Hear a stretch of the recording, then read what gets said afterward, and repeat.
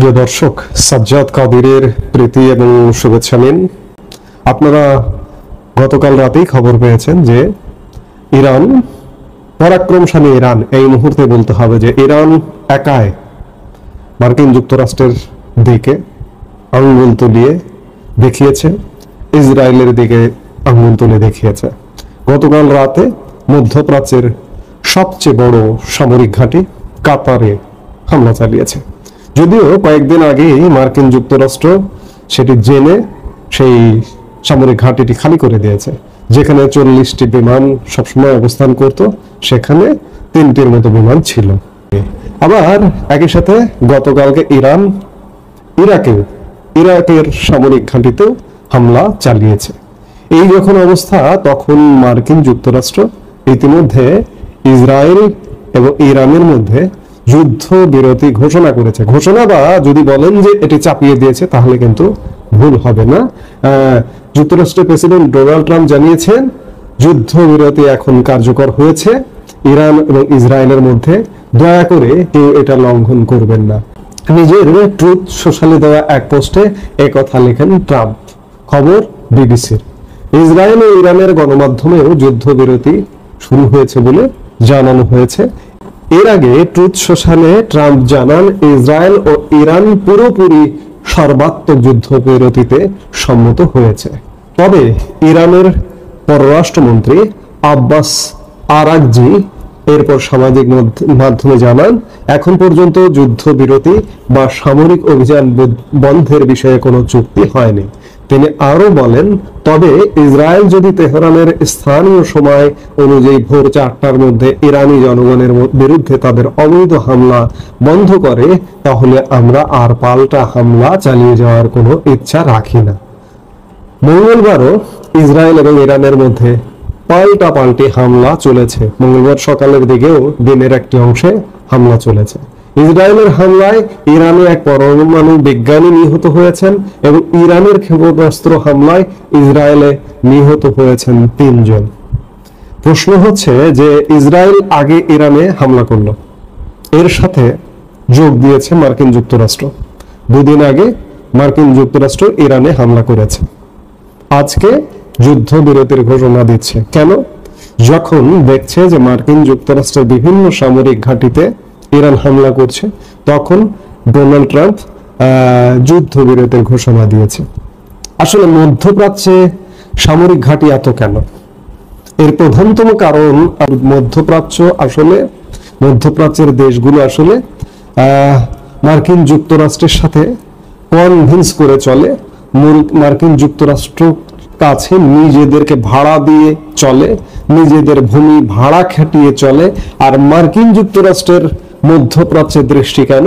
কারণ মধ্যপ্রাচ্যে জ্বালানি শক্তিতে সমৃদ্ধ অঞ্চল, তেল গ্যাস সমৃদ্ধ অঞ্চল। এই তেল গ্যাস লুটে পুটে খাবার জন্যই মার্কিন যুক্তরাষ্ট্রের নজর মধ্যপ্রাচ্যে। আর নজরের সাথে সাথে মার্কিন যুক্তরাষ্ট্র যেহেতু বিশ্বমণ্ডল, বিশ্বের নীতি নির্ধারক যদি বলেন সেটি ভুল হবে না, এই নীতি নির্ধারককে খেপিয়ে দিতে চায় না মধ্যপ্রাচ্যের দেশগুলো, যার দরুন মধ্যপ্রাচ্যের দেশে দেশে মার্কিন সামরিক ঘাঁটি। দেখুন মধ্যপ্রাচ্যের দেশগুলো কেমন, তাদের প্রায় কোনো দেশে গণতন্ত্রের কোনো উপস্থিতি নেই। এক প্রকার পারিবারিক লিমিটেড কোম্পানি যদি বলেন, পারিবারিক ভাবে দেশগুলো শাসিত হয় দিনের পর দিন, বছরের পর বছর। আপনি সৌদি আরবে কখনো নির্বাচনের কথা শুনেছেন? কাতারে কখনো নির্বাচনের কথা শুনেছেন? ওমানে কখনো নির্বাচনের কথা শুনেছেন? শোনেননি, শুনবেনও না। এই নির্বাচনের জন্য বৈশ্বিকভাবে বিশ্ববাসী যাতে চাপ না দেয়, গণতন্ত্রের জন্য যাতে চাপ না দেয়, এই জন্যই মার্কিন যুক্তরাষ্ট্রকে পাশে রাখবার স্বার্থে মধ্যপ্রাচ্যের দেশগুলো মার্কিন সামরিক ঘাঁটি করতে দিয়েছে, বা এক কথায় যদি বলি কনভিন্স করে চলে। মার্কিন যুক্তরাষ্ট্র মধ্যপ্রাচ্যের দেশগুলো ধরেই নেয় যে মার্কিন যুক্তরাষ্ট্র যদি আমাদের সাথে থাকে তাহলে আর কারো প্রয়োজন নেই। একই সাথে এই মুহূর্তে মনে পড়ে যাচ্ছে যে বাংলাদেশের গণতন্ত্র উত্তরণের খুব বড় ধরনের সমূহ সম্ভাবনা ছিল, যদিও কখনো কোনোদিন বাংলাদেশে গণতন্ত্র ছিল না, পারিবারিক রাজনীতি ছিল। আওয়ামী লীগ বলুন, বিএনপি বলুন, শহীদ প্রেসিডেন্ট জিয়াউর রহমানের পরিবারের হাত ধরে বিএনপি আবর্তিত হয়, আর বঙ্গবন্ধু শেখ মুজিবুর রহমানের পরিবারের হাত ধরে আওয়ামী লীগ আবর্তিত হয়। এটুকু যদি গণতন্ত্র বলেন, যুক্তরাষ্ট্র কিংবা যুক্তরাজ্য কিংবা ইউরোপিয়ান দেশগুলোর যে গণতন্ত্র, কিংবা আমার পাশের দেশ ভারতের গণতন্ত্র যদি বলেন, তাহলেও কিন্তু বাংলাদেশে কখনোই গণতন্ত্র ছিল না। বাংলাদেশও যদি মধ্যপ্রাচ্যের দেশগুলোর সাথে খানিকটা তুলনা করেন, পুরোপুরি তুলনা না হলেও খানিকটা সেই রকমই, কারণ রাজনৈতিক দলগুলোর চরিত্র হচ্ছে পারিবারিক। বাংলাদেশে নির্বাচন হয়, নির্বাচন হয়ে ক্ষমতার পরিবর্তন হয়। বিগত 54 বছরে অনেকগুলো নির্বাচন হয়েছে, আমরা সামনে ত্রয়োদশ নির্বাচনের প্রস্তুতি নিচ্ছি। সেই জায়গায় মধ্যপ্রাচ্যের দেশগুলো থেকে খানিকটা এগিয়ে। এখন প্রশ্ন হচ্ছে যে মধ্যপ্রাচ্যের সামরিক ঘাঁটিতে হামলা করছে ইরান, ইতিমধ্যে কাতারে হামলা করেছে, ইরাকে হামলা করেছে, আরো দেশগুলো কতগুলো। মধ্যপ্রাচ্যে আসলে মার্কিন সামরিক ঘাঁটি কতগুলো? বিবিসির খবর বলছে যে মধ্যপ্রাচ্যের মার্কিন সামরিক বাহিনীর উল্লেখযোগ্য উপস্থিতি রয়েছে। মধ্যপ্রাচ্যের 12টিরও বেশি দেশে মার্কিন সামরিক বাহিনীর পাশাপাশি ওই অঞ্চলের জল সীমায়ও যুক্তরাষ্ট্রের জাহাজ মোতায়েন করা আছে। বর্তমানে এসব ঘাঁটিতে সামরিক ও বেসামরিক নাগরিক মিলিয়ে প্রায় 40,000 মানুষ আছেন। তাছাড়া রয়েছে বিমান প্রতিরক্ষা ব্যবস্থা, যুদ্ধ বিমান এবং যুদ্ধ জাহাজ। ইরানের 3টি পারমাণবিক স্থাপনায় মার্কিন যুক্তরাষ্ট্র হামলা চালানোর পর মার্কিন যুক্তরাষ্ট্রের যে সামরিক ঘাঁটিগুলো মধ্যপ্রাচ্যে আছে, সেই সামরিক ঘাঁটিগুলো ইরানের লক্ষ্যবস্তুতে পরিণত হয়, যার দরুন মার্কিন যুক্তরাষ্ট্র পূর্ব সতর্কতা নিয়েছে। যেমন মধ্যপ্রাচ্যের সবচেয়ে বড় সামরিক ঘাঁটি, সেখান থেকে তাদের প্রয়োজনীয় সরঞ্জাম, বিমান সরিয়ে ফেলেছে। মধ্যপ্রাচ্যের সামরিক বাহিনীর উপস্থিতি কোনো নতুন বিষয় নয়। ইরাক যুদ্ধের সময় ওই অঞ্চলে সামরিক বাহিনীর সেনা সংখ্যা 1,60,000-এরও বেশি ছাড়িয়ে গিয়েছিল। চিন্তা করুন, মানে বুঝুন, বাংলাদেশের যে সামরিক বাহিনীর সদস্য সংখ্যা প্রায় সমপরিমাণ ছাড়িয়ে গিয়েছিল। মার্কিন সৈন্য সমাবেশ এতটাই ঘটানো হয়েছিল। আফগানিস্তান যুদ্ধের সময় মার্কিন সামরিক বাহিনীর উপস্থিতি ছিল চোখে পড়ার মতো। গত বছর ইসরায়েল ও ইরানের মধ্যে উত্তেজনা এবং লোহিত সাগরে বাণিজ্যিক ও সামরিক জাহাজে ইয়েমেনের হুথিদের ক্রমাগত হামলার পর প্রতিক্রিয়া স্বরূপ ওই অঞ্চলে মার্কিন সেনা উপস্থিতি জোরদার করা হয়। তবে সম্প্রতি তেহরানের পক্ষ থেকে বড় ধরনের প্রতিক্রিয়ার আশঙ্কায় মার্কিন কর্মীদের সুরক্ষার জন্য আঞ্চলিক ঘাঁটিগুলো থেকে সামরিক বাহিনীকে স্বেচ্ছায় প্রত্যাহারের সিদ্ধান্ত নেয় যুক্তরাষ্ট্র। সামগ্রিকভাবে এই অঞ্চলে কমপক্ষে 19টি স্থানে মার্কিন যুক্তরাষ্ট্রের সামরিক স্থাপনা রয়েছে। এর মধ্যে কয়েকটিকে বহু আঞ্চলিক বিশেষজ্ঞ স্থায়ী ঘাঁটি বলে মনে করেন। সেগুলো সৌদি আরব, বাহরাইন, মিশর, সংযুক্ত আরব আমিরাত, ইরাক, ইসরায়েল, জর্ডান, কুয়েত, কাতার এবং সিরিয়ায় অবস্থিত। তাহলে দেখুন যে মার্কিন যুক্তরাষ্ট্রের সামরিক ঘাঁটি জালের মতো বিস্তৃত। সারা পৃথিবীতে 8 শতাধিক সামরিক ঘাঁটি মার্কিন যুক্তরাষ্ট্রের। মার্কিন যুক্তরাষ্ট্র কত বড় সাম্রাজ্যবাদী দেশ! শুধুমাত্র সামরিক খাতে মার্কিন যুক্তরাষ্ট্র ব্যয় করে প্রায় 9 শতাধিক বিলিয়ন ডলার বাৎসরিক। কি পরিমাণ সামরিক শক্তি, অস্ত্র প্রদর্শন করে সারা পৃথিবীকে বশে রাখবার একটি প্রচেষ্টা মার্কিন যুক্তরাষ্ট্রের। আজকে মধ্যপ্রাচ্যে অস্থিরতা তৈরি করবার পেছনে মার্কিন যুক্তরাষ্ট্র দায়ী। যে ইসরায়েল যে ইরানে হামলা করেছে, ইসরায়েল কি নিজে থেকে মনে করলো যে আমরা ইরানে হামলা করব? না, এর পেছনে মার্কিন যুক্তরাষ্ট্রের ইন্ধন আছে। মার্কিন যুক্তরাষ্ট্র ইন্ধন দিয়ে ইরানে হামলা করেছে। ইরানে হামলা করবার প্রধানতম কারণ মার্কিন যুক্তরাষ্ট্রের সেটি হচ্ছে যে ইরানে এই মুহূর্তে খামেনি সরকার পরিবর্তন করতে চায়। খামেনি সরকারের আমলে ইরানের খনিজ সম্পদ বিশেষ করে লুটেপুটে খাওয়া যাচ্ছে না। সেই কারণে মার্কিন যুক্তরাষ্ট্র সেখানকার ক্ষমতা পরিবর্তন করতে চায়। মার্কিন যুক্তরাষ্ট্র আসলে এমনই একটি সাম্রাজ্যবাদী রাষ্ট্র যেখানে যুদ্ধের প্রয়োজন সেখানে যুদ্ধ বাঁধিয়ে দেয়, যেখানে যুদ্ধ ছাড়াই জনগণকে অস্থির করে ক্ষমতা পরিবর্তন করা সম্ভব সেখানে সেটাই করে। আপনারা সম্প্রতি বাংলাদেশে দেখেছেন গত 1 বছরের মধ্যে এমন ঘটনা ঘটিয়েছে যে বাংলাদেশে এখানকার জনগণকে খেপিয়ে দিয়ে ক্ষমতার পরিবর্তন করা যেতে পারে সেই ইনিশিয়েটিভটি নিয়েছে এবং শেখ হাসিনা সরকারের পতন হয়েছে।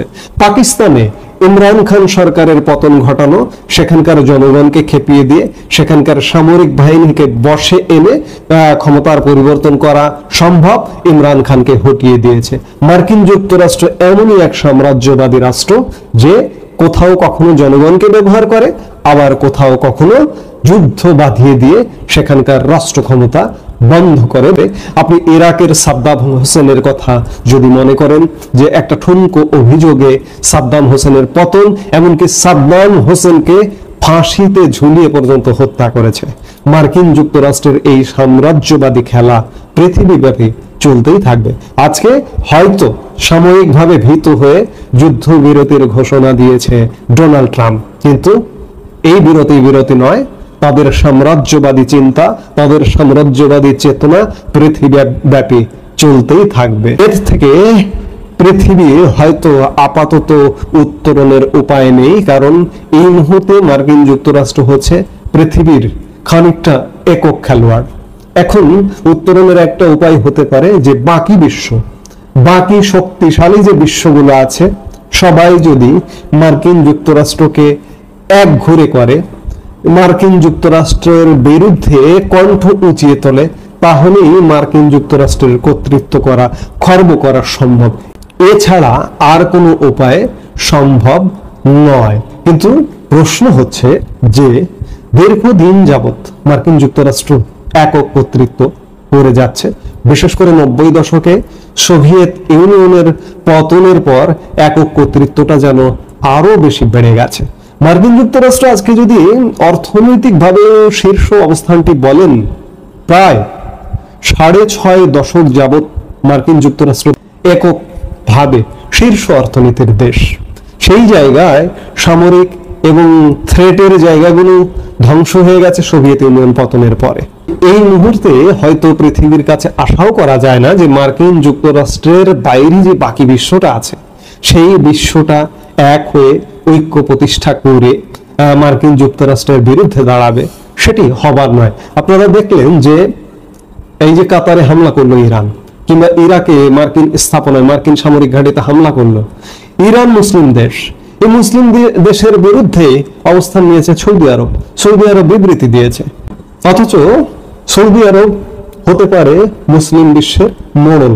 সৌদি আরব মধ্যপ্রাচ্যের সবচেয়ে বড় দেশ, শক্তি সামর্থ্য সব দিক দিয়ে সবার উপরে বলা যায়। সেই দেশটি নেতৃত্ব দিয়ে কিন্তু মার্কিন যুক্তরাষ্ট্রের আগ্রাসন থেকে খানিকটা পিছু হটাতে পারে, কিন্তু না, সেটি করবে না। সৌদি আরব মার্কিন যুক্তরাষ্ট্রের সাথে আপোষ করে চলবে।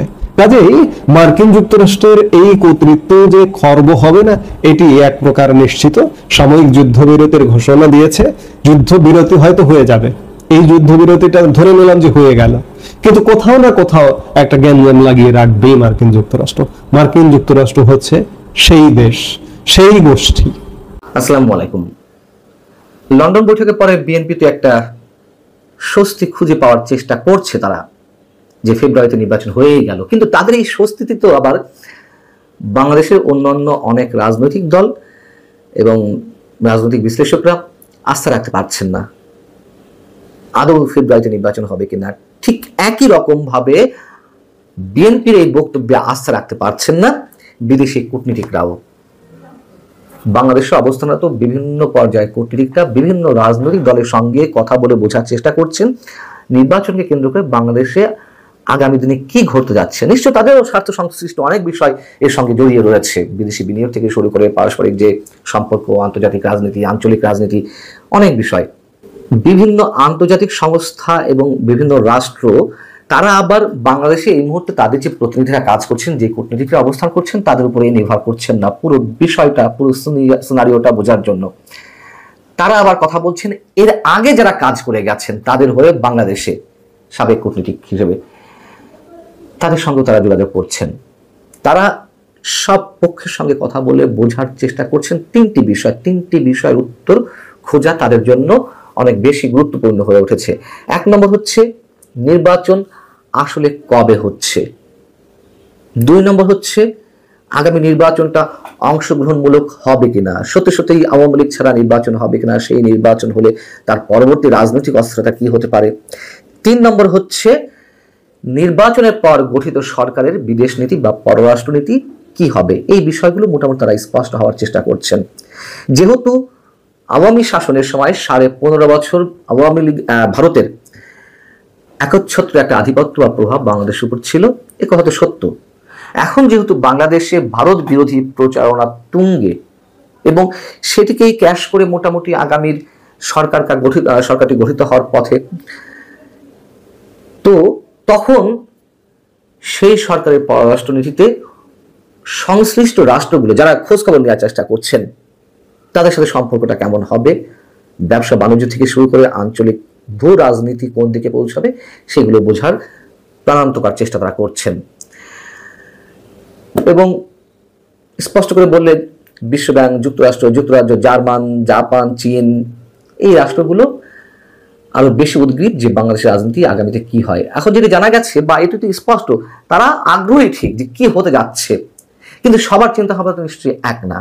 নিশ্চয়ই যুক্তরাষ্ট্র বা জাতিসংঘ বা ইউরোপীয় ইউনিয়ন খুব বেশি দ্রুত বাংলাদেশের নির্বাচন হোক এটি তো চায় না, এটি স্পষ্ট। না চাইলেও তারা খোঁজখবর নিশ্চয় রাখছে।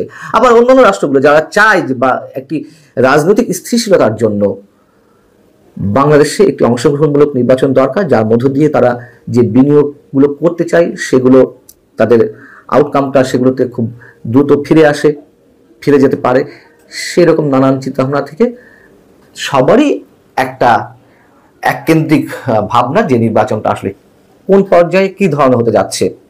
যেমন কোনো গণমাধ্যম বা খুব নির্দিষ্ট করে বললে যে আজকের পত্রিকাকে বিদেশি কূটনীতিকদের কয়েকজন এমন জানিয়েছেন যে তারা সরকারের বর্তমান উপদেষ্টাদের মধ্যে এনসিপির সঙ্গে যারা জড়িত তাদের অনেকের সাথে কথা বলেছেন, অনেকে 2-1 সাথে কথা বলেছেন। তারা স্পষ্ট করে বলছেন যে ফেব্রুয়ারিতে নির্বাচন হওয়ার কোনো সম্ভাবনা নেই। খুব স্বাভাবিক কথা, তারা তো এটি বলবেই। তখন এনসিপি চায় না যে নির্বাচন ফেব্রুয়ারিতে হোক, তারা তো চায় 5 বছরের মধ্যে নির্বাচন না হলে অনেক ভালো। অনেকের কথাবার্তাতে এমনটাই প্রমাণ মেলে। এনসিপির সঙ্গে ওতপ্রোতভাবে সম্পৃক্ত কারা? মাহফুজ আলম বা আসিফ মাহমুদ, এই দুইজনই তো এই মুহূর্তে তাদের প্রতিনিধিত্ব করছে। সো তারা এটি বলেছেন, এটি যথেষ্ট বিশ্বাসযোগ্য।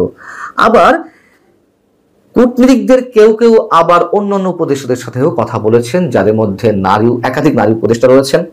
সেই একাধিক নারী উপদেষ্টা সহ কমপক্ষে 5 জন উপদেষ্টা বিদেশি কূটনীতিকদের কাছে এমনটাই জানিয়েছেন যে ফেব্রুয়ারি নয়, এপ্রিলও নয়, জুনের মধ্যেও নির্বাচন না হলে কোনো সমস্যা নেই। সরকার 5 বছর থাক, ডক্টর ইউনূস 5 বছর ক্ষমতায় থাক, এটি তো সরকারের অনেক উপদেষ্টাই চান তারা তাদের ক্ষমতা দীর্ঘস্থায়ী করতে ডক্টর মোহাম্মদ ইউনূসকে কেন্দ্র করে। খুব স্বাভাবিক। হয়তো বিদেশি কূটনীতিকরা যে ফিডব্যাকগুলো দিচ্ছেন এগুলো যে একেবারে অমূলক তা কিন্তু নয়, যথেষ্ট বাস্তবতা রয়েছে। এদিকে জামাত এবং এনসিপি তারা তো চায় নির্বাচন দীর্ঘায়িত করতে, তার আগে স্থানীয় সরকার নির্বাচনগুলো হোক। সেই জায়গা থেকে আবার এই কথাও জানা যাচ্ছে যে জাতীয় নির্বাচনের আগে দেশের 12টি সিটি কর্পোরেশন নির্বাচন দেওয়ার একটা তোড়জোড় শুরু করা হয়েছে। কি বলছেন তারা? যে মূলত নাগরিক সেবা সচল রাখতে সিটি কর্পোরেশনের নির্বাচনগুলো জরুরি। তো নাগরিক সেবা সচল করতে কি শুধুমাত্র 12টি সিটি কর্পোরেশন নির্বাচনই জরুরি? উপজেলা পর্যায়ে নির্বাচন, ইউনিয়ন পরিষদ পর্যায়ে নির্বাচন, আস্তে আস্তে তারা তো সেই সুর তুলবে। এবং তারা যে সিটি কর্পোরেশন নির্বাচন নিয়ে খুব বেশি গুরুত্ব দিয়ে সেই পথে যাচ্ছে তার একটা দৃষ্টান্ত তো আমাদের সামনে এরই মধ্যে উপস্থিত হয়েছে। আসিফ মাহমুদ সজীবুল্লাহ স্পষ্ট করে বলেছেন ঢাকার দক্ষিণ সিটি কর্পোরেশন মেয়র পদকে কেন্দ্র করে বিএনপির ইশরাক হোসেন যে আন্দোলনটা তৈরি করলেন তাতে করে সরকারের জন্য বিষয়টি বিব্রত করা হলো। এবং ঢাকা দক্ষিণ সিটি কর্পোরেশনের নগর ভবন ইশরাক হোসেনের দখলে ছিল, নাগরিক সেবা দেওয়া যাচ্ছিল না, সেই জায়গা থেকে স্পষ্ট করে জানিয়ে দেওয়া হলো প্রয়োজনে ঢাকার 2 সিটি কর্পোরেশন নির্বাচন খুব দ্রুত করা হবে এবং এটি করার পথে তারা হাঁটছে, এটুকু মোটামুটি স্পষ্ট। সেই জায়গা থেকে বিদেশি কূটনীতিকরা যেই কথাগুলো বলার চেষ্টা করেছেন গণমাধ্যমকে, যে আগামী জুনের মধ্যেও নির্বাচন নাও হতে পারে, না হওয়ার সম্ভাবনা বেশি। বারবার বলে আসছি, বিএনপি কিসের বিনিময়ে এরকম একটি মেবি কুডবির জায়গা থেকে হতে পারে, হওয়ার সম্ভাবনা থাকতে পারে, যাবতীয় প্রস্তুতি সম্পন্ন হলো, সেই জায়গা থেকে খুব বিশ্বাসের জায়গায় স্থাপন করলেন ডক্টর ইউনূসের উপরে। কিসের বিনিময়ে আমরা জানি না, নানান ধরনের কথাবার্তা তো ছড়াচ্ছে, গুঞ্জন ছড়াচ্ছে, আমরা সেগুলোতে কান দিতে চাই না। তবে বিষয়টি অবশ্যই রহস্যজনক, এবং এ কথাও বলা হচ্ছে, আগে থেকেই বলে রেখেছিলাম, অন্তত আর কারো কথা না বলি, আমি তো নিজে বলে রেখেছিলাম আপনাদের সামনে যে বিএনপি ট্রাপে পা দিতে যাচ্ছে, বারবার পা দিয়েছে, আবারও দিতে যাচ্ছে এবং দিয়েছে, এটাই বাস্তবতা। কিন্তু তারপরও এটুকু বলি, সবসময় যেটি বলি, ডক্টর মোহাম্মদ ইউনূস যেই এজেন্ডা নিয়ে এগোচ্ছেন, সেই এজেন্ডা বাস্তবায়নের পথে তিনি অনেক দূর হয়তো হাঁটবেন, কিন্তু সম্পূর্ণটা তিনি নিজের মতো করে বাস্তবায়ন করতে পারবেন কিনা, অথবা তার আগে তার নিজের ভাগ্যে কি পরিণতি ঘটে, সেটা নিয়েও তো নানান ধরনের প্রশ্ন রয়েছে।